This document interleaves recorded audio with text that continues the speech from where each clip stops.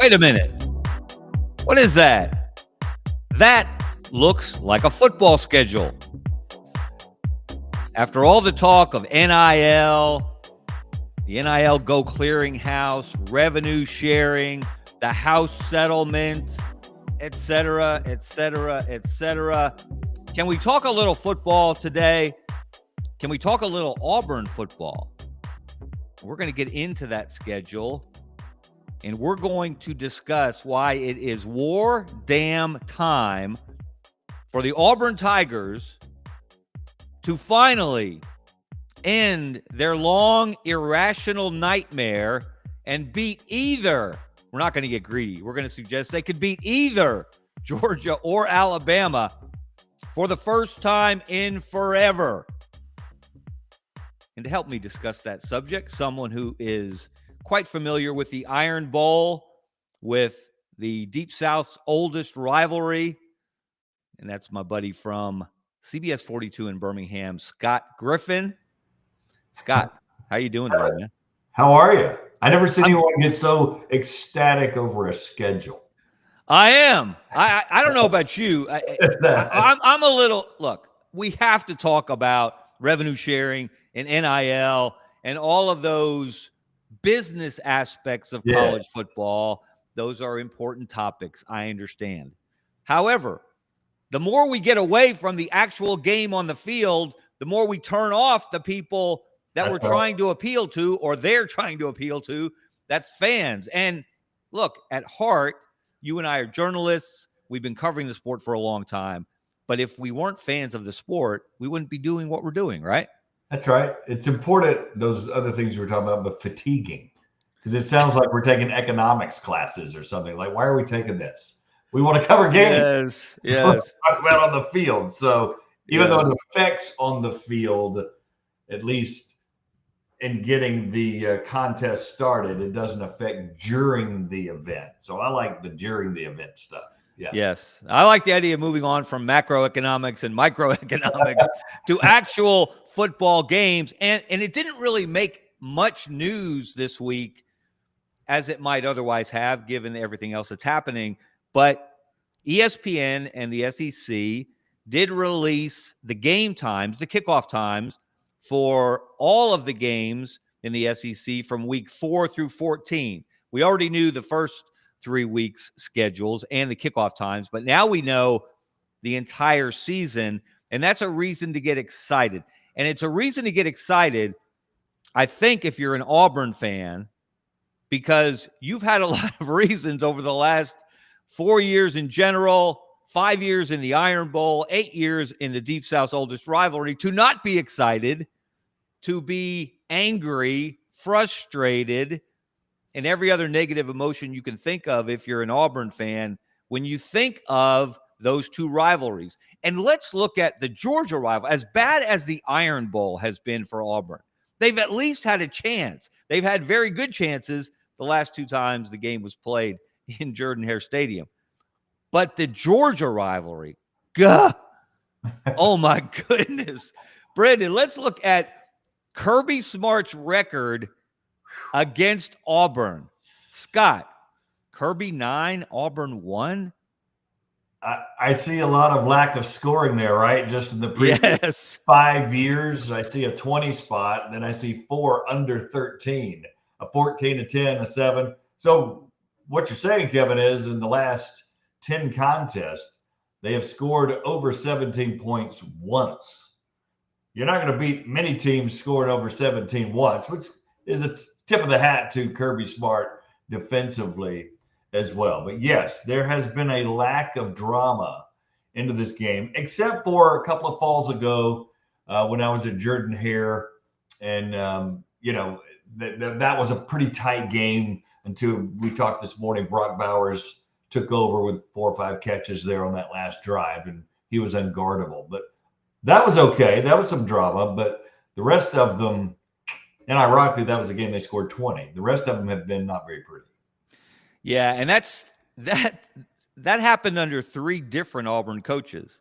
It was the end of the Gus Malzahn era, and Kirby Smart clearly had figured out Gus Malzahn's offense. He wasn't the only one, because Gus was very good out of the gate at Auburn offensively, and then people did start to figure him out, and he didn't adjust very well. He couldn't seem to decide whether he wanted to have a running quarterback, a throwing quarterback. You know, how you go from Nick Marshall to Jeremy Johnson and Sean White, it made zero sense. He wanted Cam Newton, but there was only one of those. Yeah, that's right. Right? That's right. He got 1 year. You got one special year with the greatest quarterback, sorry, Pat Sullivan fans, in Auburn history for 1 year. For 1 year. We're not talking about 4 or 5. We're talking about 1 year. And in that year, Cam had, I think, the greatest season of any college football player ever, lifting that bunch to a national championship. But Kirby clearly, as this shows, and you pointed out, look at the numbers. Auburn, other than that blowout in 2017 in the regular season, when Georgia was number 1, other than that, Auburn hasn't scored more than 20 points against Georgia. Well, and then conversely, flip it, and what do you see? Well, conversely, first of all, that's 3 offensive gurus that couldn't score over 17 but one time. Conversely, defensively, as I look, it looks like only one time they've scored, 2 times out of the 10, they've scored less than 27. So let's not jump and pile on the offensive coaches. Maybe the defensive coaches of Auburn haven't been there as well. And we all know that's kind of a understood weakness for a lot of offensive coaches, to not know how to hire a defensive mind. That's a whole nother show. But yeah, at the end of the day, this is, I don't know if domination is probably a little bit too strong a word, but drama has certainly been lacking in this particular series, right? Yeah, no, domination is not too strong a word. It may not be strong enough. And you know what? And this is, and look, Auburn fans are well aware of this, especially older Auburn fans. Let me ask you, I don't have a graphic for this, but let me ask you a trivia question. Name me the last Auburn football coach to have a winning record against Georgia. I would say Pat Dye, but that may not be correct. You're close, but you're not quite right. Steve Jordan? No. Pat Dye did have a winning record against maybe Georgia. Tubbs? No. Tuberville was 5-5. He won his first couple, lost his last 3, ended up 5-5 against Georgia. Gene Chizik 1-3. Gus Malzahn 2-7. Brian Harsin 0-2. Hugh Freeze 0-2. Dye was 7-5 against his alma mater. Of course, veteran college football fans know that Pat Dye played at Georgia, was an All-American there before he became the most important coach in Auburn history. No, our buddy Terry Bowden.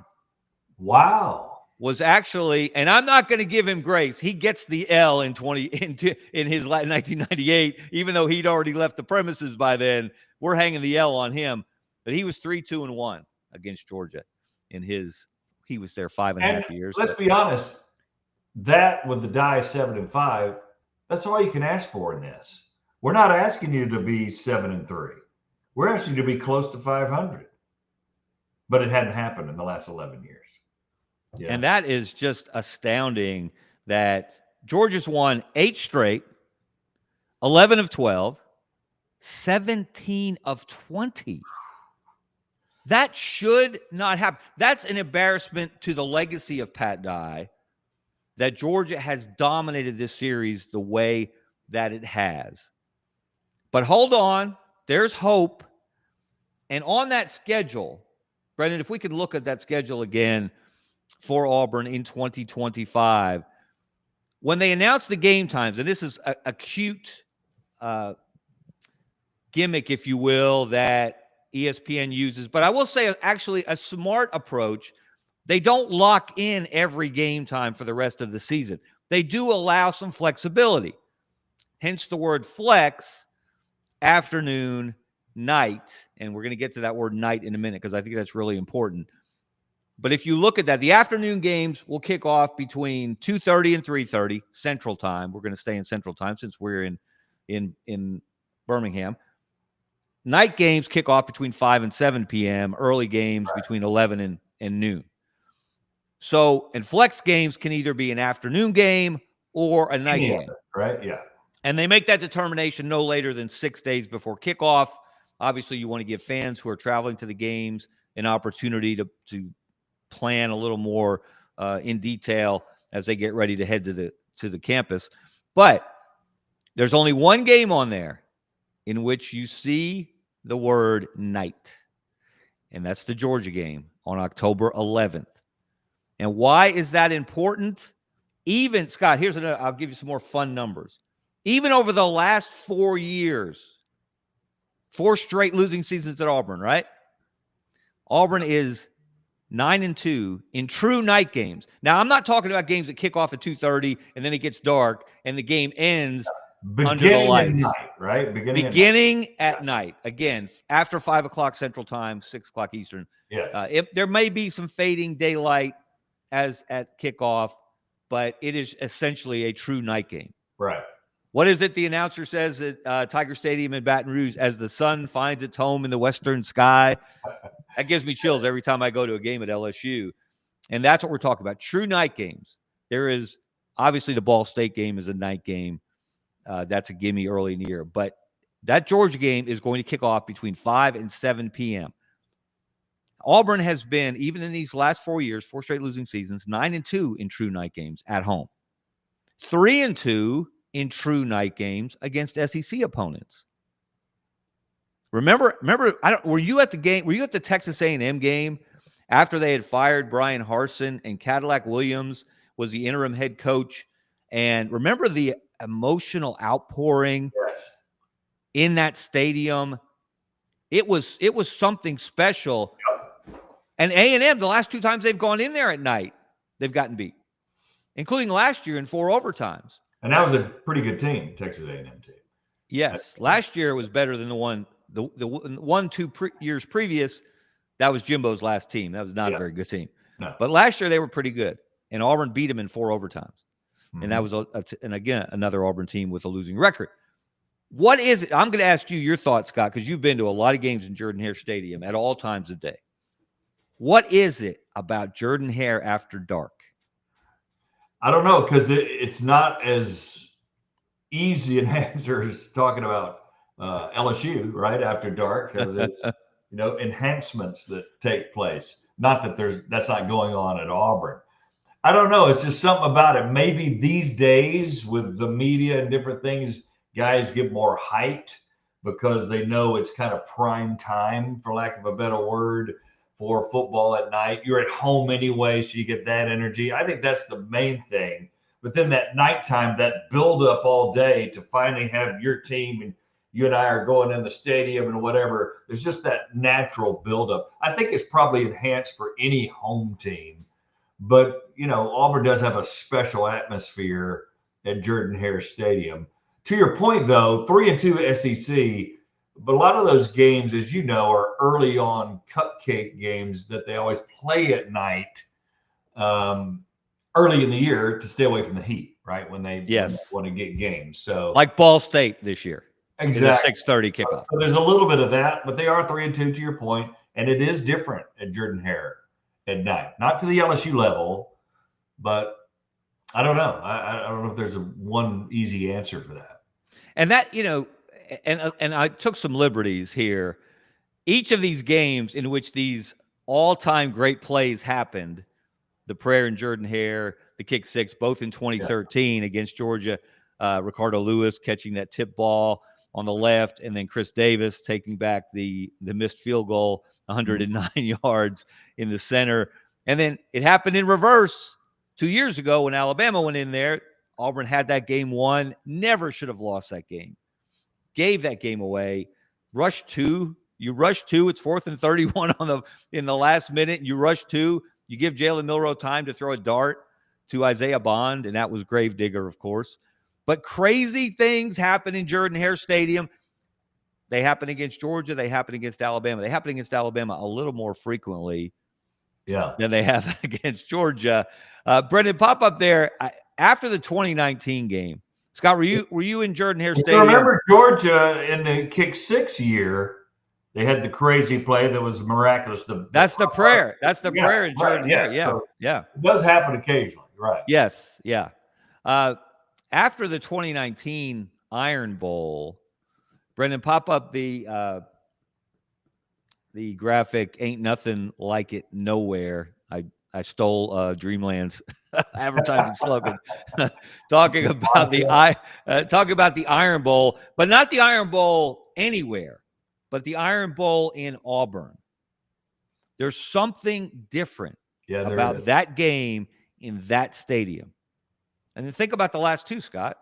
Auburn should have won the last 3 Iron Bowls. No, the last 4. They won in 2017. They won in 2019. That was the 48-45 game, in which Gus Malzahn outsmarted Nick Saban at the end, got Alabama to rush guys on and off the field. They had too many men on the field. Alabama they didn't have to punt to who's a great punt returner? He's now with the Dolphins. Jalen Waddle. Jalen Waddle, yes. They were going to have to punt to Jalen Waddle, which was a dangerous thing, and Gus bamboozled Nick by his substitution pattern, and they forced Alabama to have 12 men on the field.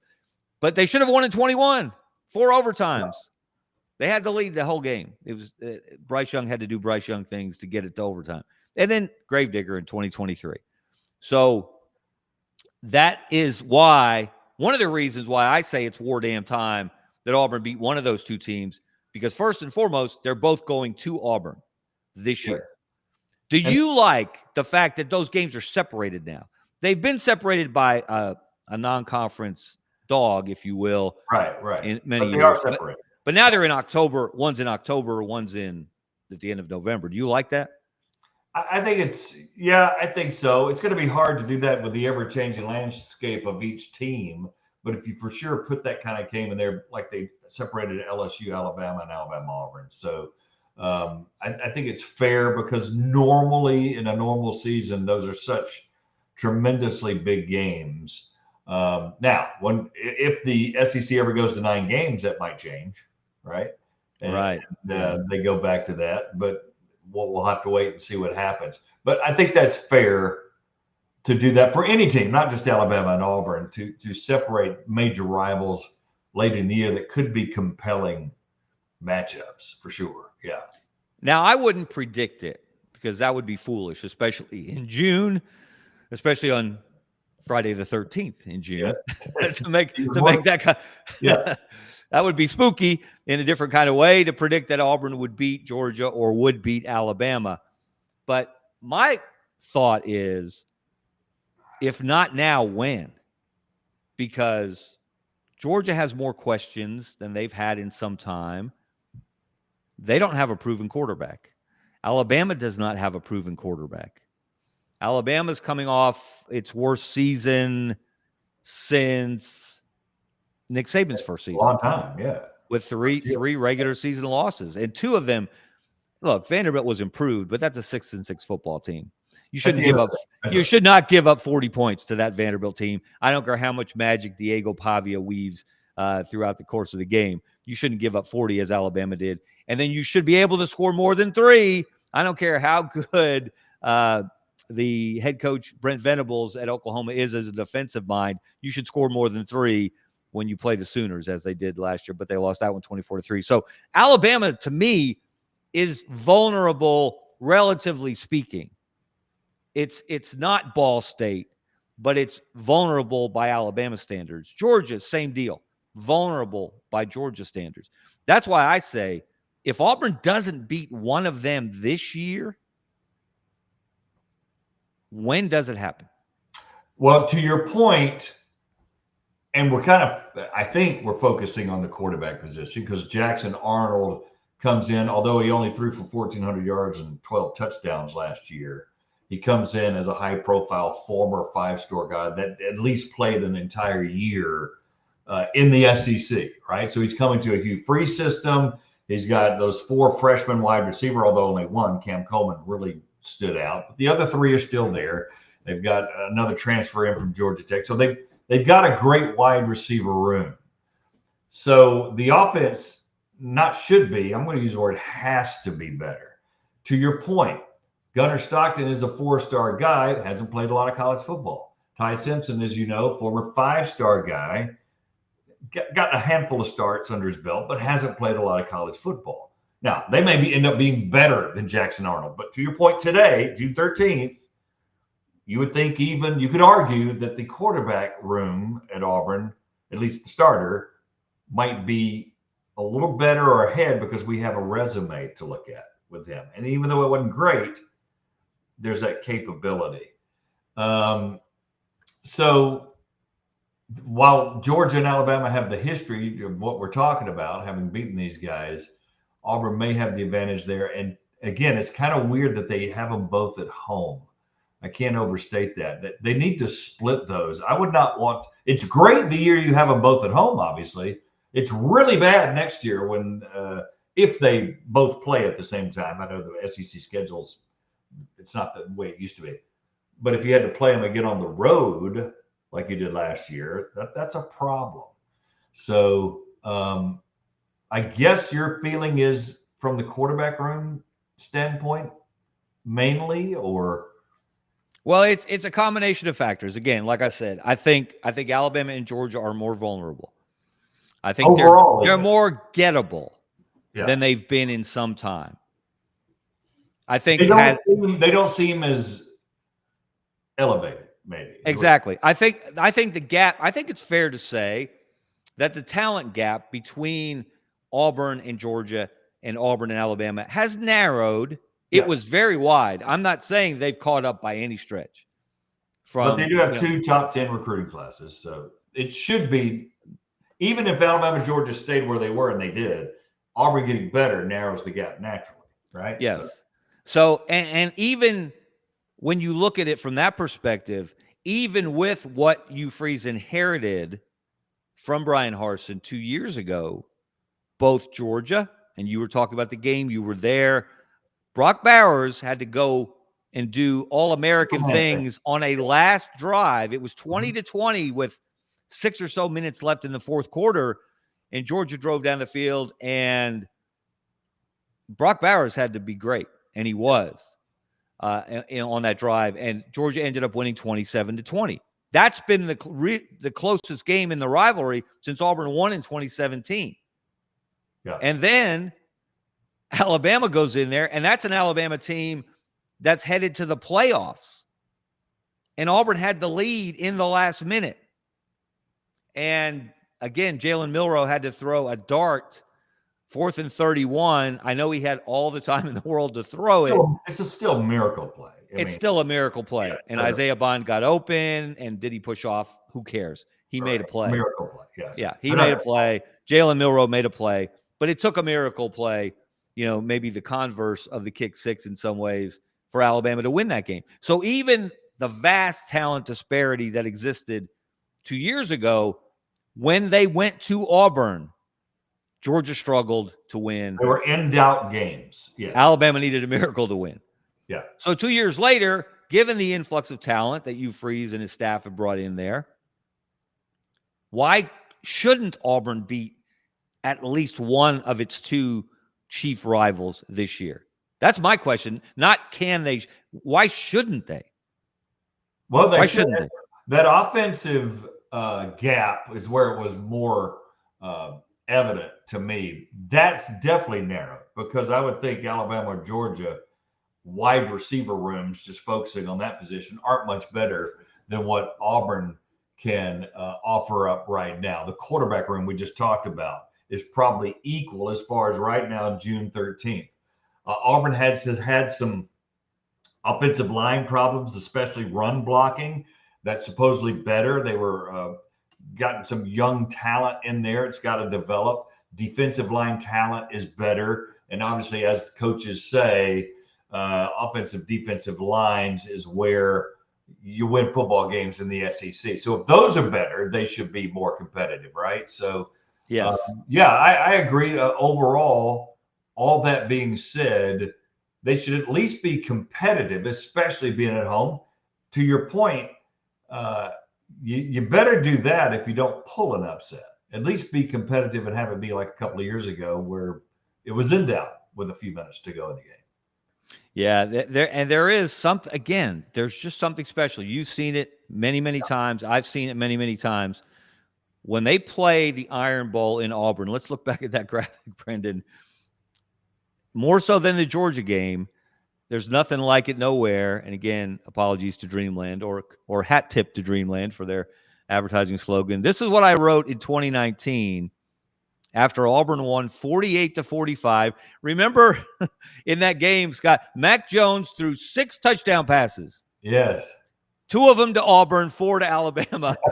And we all remember the pick 6 in that game in the goal. First of all, why Steve Sarkisian wasn't running the ball with Najee Harris at the goal line. Why he had Mac Jones throw a pass that hit the receiver, I think in the lower back, in the spine, bounced off, and Auburn's linebacker intercepted it, took it the distance.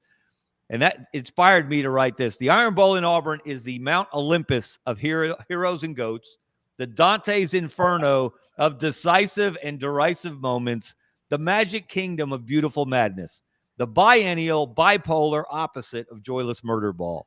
More often than not, the end game of this game to end all games is Alabama's ass on Auburn's grass, and they're not going to keep him off the field tonight. That tip to Rod Bramlett, the late Rod Bramlett, or that incredible call from the kick 6 game. You can't. I tried to explain it. I tried to put it into words, but you have to feel it. You have to experience it. You have to know that when we get to November 29th, and that's a flex game, so it'll either kick off at 2:30 or be a night game.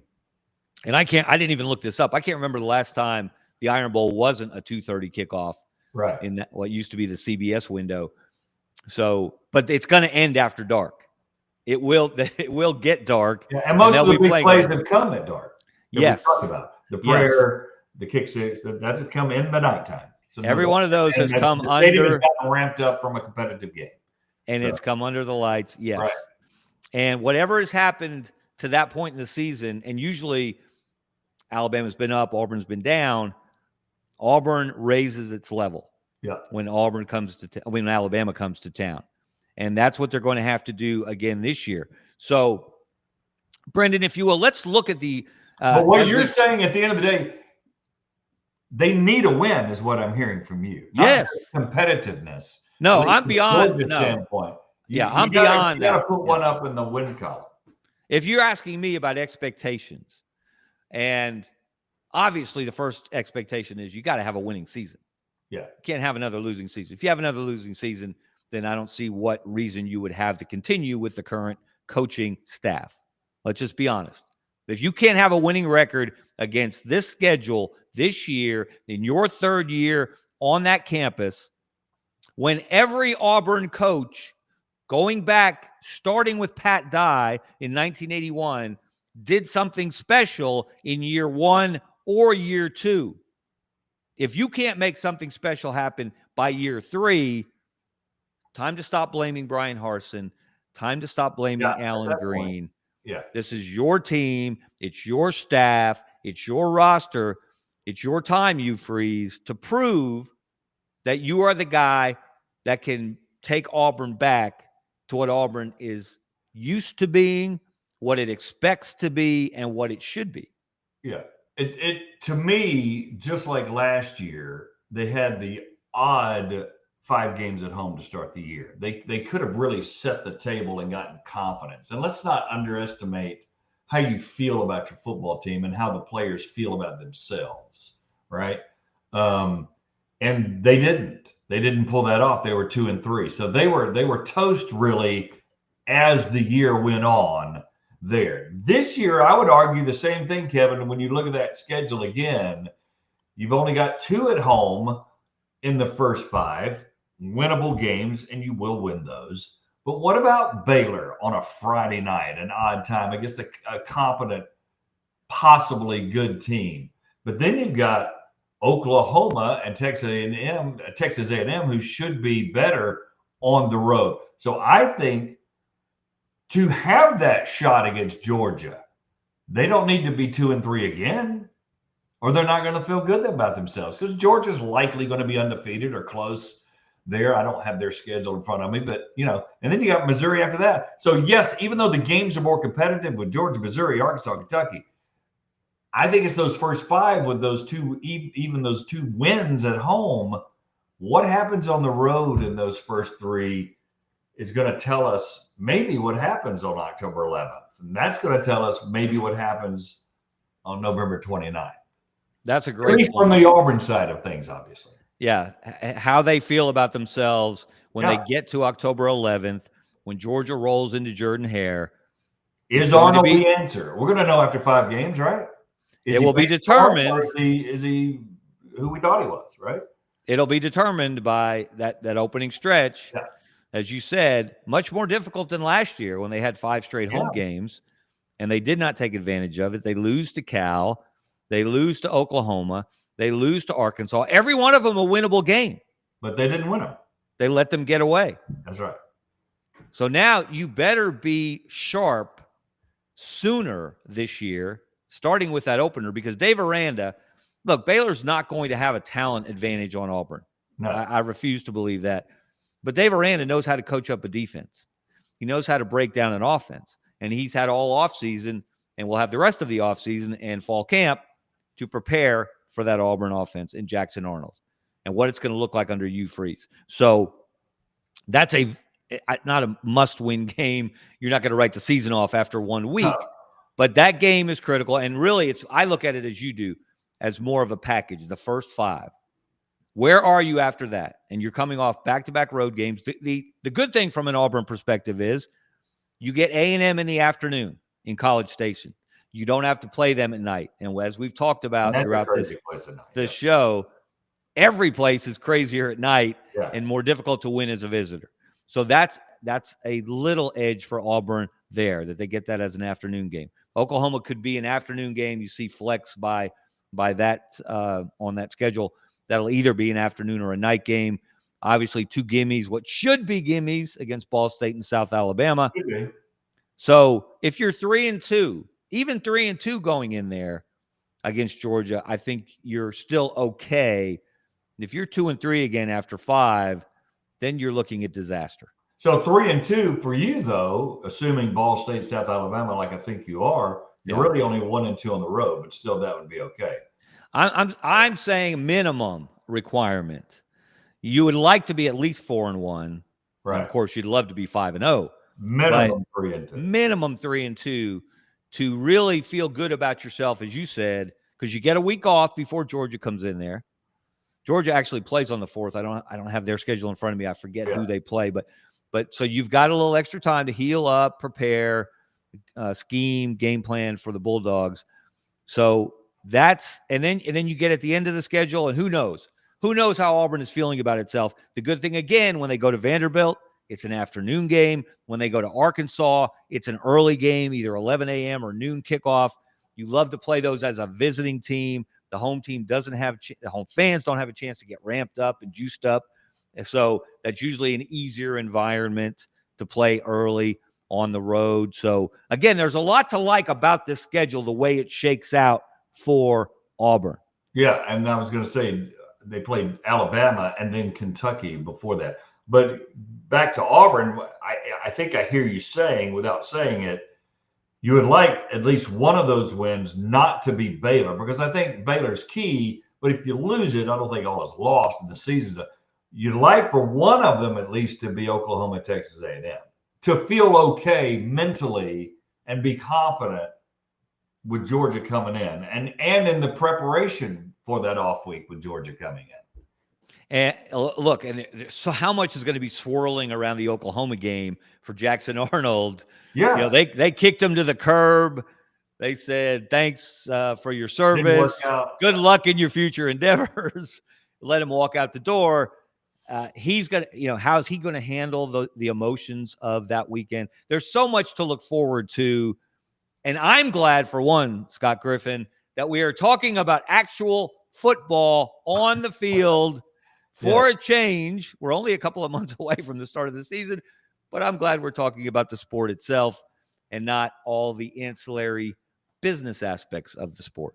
Conversely, let's say they go 4-1. Then, as you look at the last part, we're focusing on the first 5, but only 2 on the road, and it's only Arkansas, Vandy, winnable games. And at home, you got some toss-ups with Georgia, Missouri, Alabama, but if you get 1 or 2 of those, and you're 4-1, that's 6. Now you're in that 8-9 win area, right? You know, to show improvement from the last couple of years. And that's really where you should be in year 3. Year 3, to your point, yes. You've narrowed the gap, 2 top 10 recruiting classes, all those things. Bad year last year, Jackson Arnold in, 3rd year for an offensive coach, all the things we've talked about. They should be 8 or 9. In fact, 8 might be even a little bit of a disappointment. They 9-3, I would give them a B+. Nice job. Let's see what you build for next year. All right. So as we wrap up here, I know you and I both are of like minds about this. We're not crazy about making predictions, but do you have a lean, or do you want to go out on a limb and say Auburn will beat Georgia or Alabama? That's hard to say. I would think just as of today, they would have more chance to beat Alabama if the year goes like they think. And to your point, not that you toss out the record books, but you come close to it when it's at Auburn between those two, regardless of what both bring in, baggage or celebration.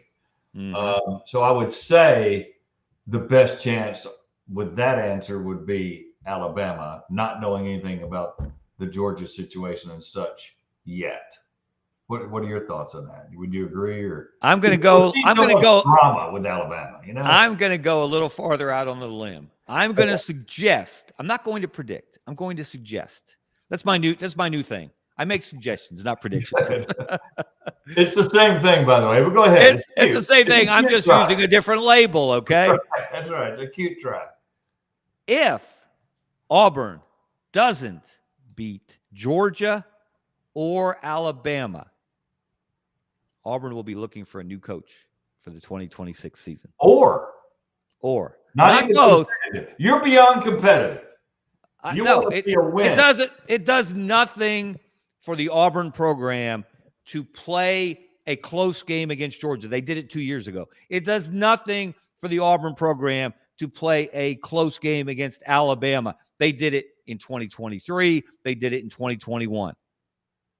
So we've seen that, right? We've seen that movie. Yes. Yeah, okay. This is not travel ball. This is not T-ball. You're not getting a juice box and a pat on the head because you played hard. You gave it your best. You came up just short. No.